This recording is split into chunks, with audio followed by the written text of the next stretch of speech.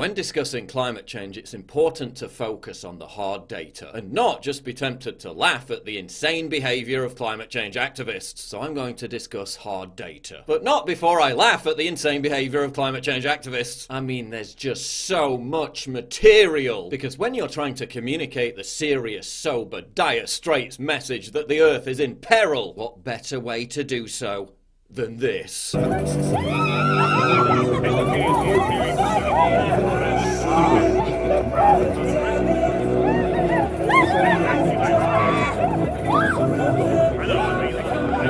I was a bit skeptical before, but that's me convinced. No, wait. Now I'm convinced. If only we could figure out a technological way to harness the power of crazy to replace fossil fuels, because Jesus Christ, it's in plentiful supply.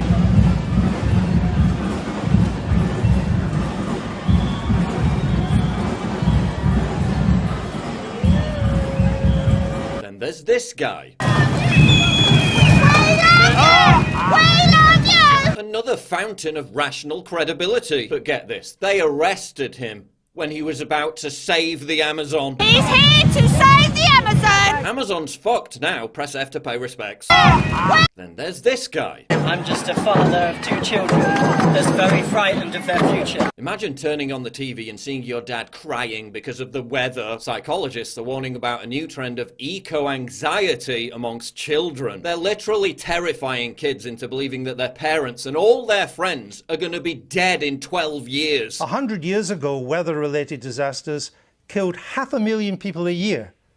Today, it's 20,000 a year. A reduction of 95%. It does not lead to a death of billions. I mean, aren't you scaring people with this rhetoric, aren't you? Alarmist language works. Then there's this.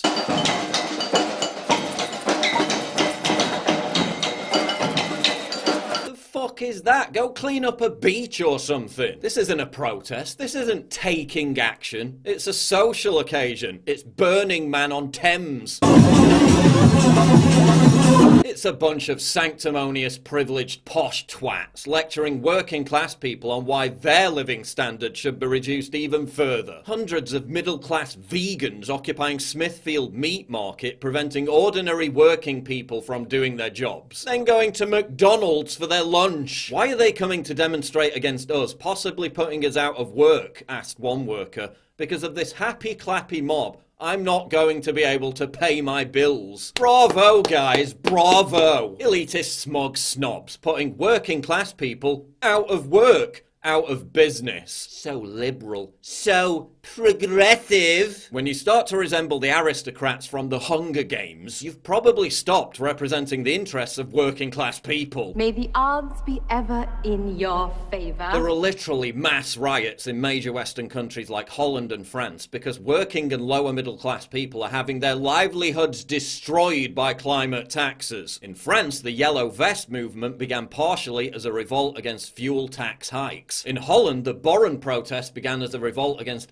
environmental regulations on livestock, both of which you lot support as you jet off to your daddy's ski lodge in Stad while pontificating about how much you care about the little people. The best thing you could do is to change your own bloody lives and stop telling the rest of us how to change ours and demanding change immediately. You're a bunch of self-entitled wastrels. Get back to whatever work it is you're supposed to be doing and stop being a pain in the arse.